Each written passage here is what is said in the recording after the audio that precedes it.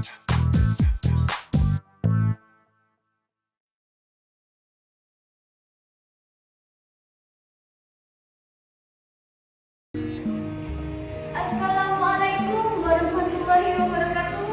Kula Jawaringnya saking SMP Negeri Kali Kepanjen, badhe ngriosaken legenda Roro Anteng lan Joko Seger, carita saking tlatah Jawi Wetan. Kacarita puni, Kraton Majapahit diperintah dening Prabu Brawijaya Pungkasan. Jalaran kala pamore kelawan sumubare agama Islam ing Demak Bintoro. Kaharane Majapahit dadi sulut-sulut. Kala semono Prameswari maherake putri kang jenenge Roro Anteng. Bareng diwasa, Roro Anteng digarwa dening Joko Seger Rahim Brahmana. Ing sawisine wektu, sabab pangawe samsaya kuat, banjur tuwa paprangan.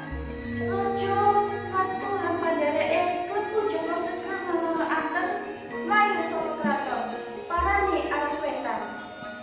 Nah, kocapa Joko Seger lan Roro Anteng mlayune tekan papan pegunungan tersebut, banjur mapan ing kono.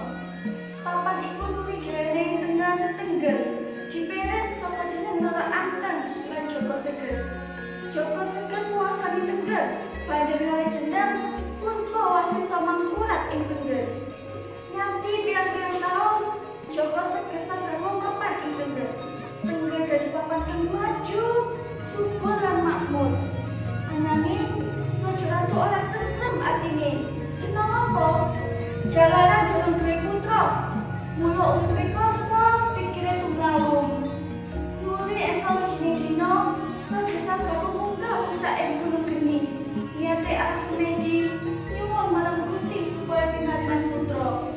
Jare semedi, Joko Seger Sagarwa lamat-lamat ketemu ana swara gemeger. Dumadaan ana kawah panas munggo disotani kilat patek sarta gluduk jimungkur. Pungkasane Joko Seger lan Roro Anteng kekajutan putra. Nanging putra rakyat kudu dadi tumbal ing kawah Bromo.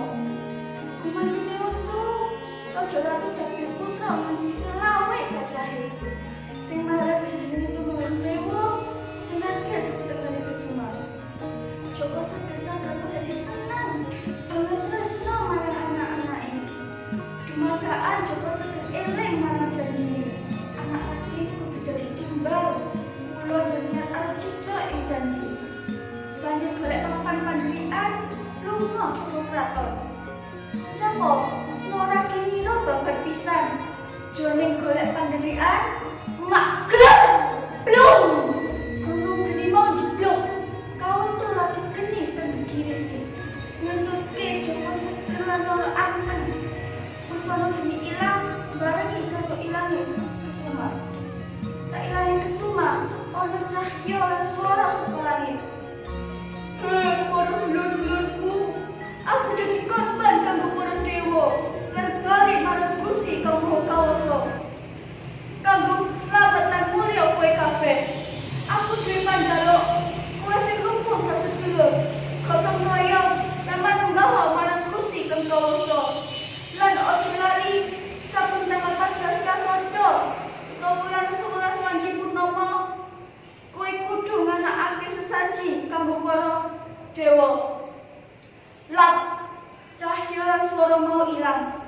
Mula nganti saiki upacara Kasada ing Tenggel saben tanggal 14 wulan 12 Wanci Purnama tetep dipapati lan diuri-uri nganti turun-temurun. Cekap semanten